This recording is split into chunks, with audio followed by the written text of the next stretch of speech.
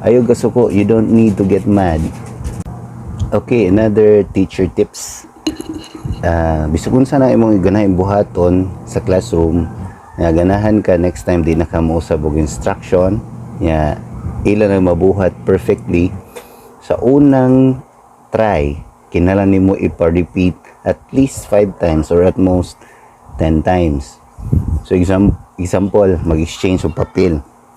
So imos lang nun, sige barog pormaha sila kung asa ang flow sa paper. So ang instruction is you give your paper to your next learner, then dawata ang paper sa tapad sa nimo. So gingon na og number, example 1, imo ibuhi ito ang imong papel, kuha ang papel nga nasa imong pikas, then ngana repeat the process. Pero dili pa nimo nga repeat akong pagkasabot.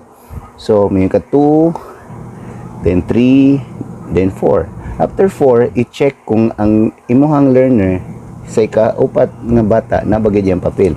Na kung sayop ibalik usba sa uno second time.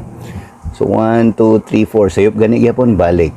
Ayo gasuko, you don't need to get mad on the first to 5 trials, even to the 10th trial. Nganuman sila mismo hasulan na ang mga bata.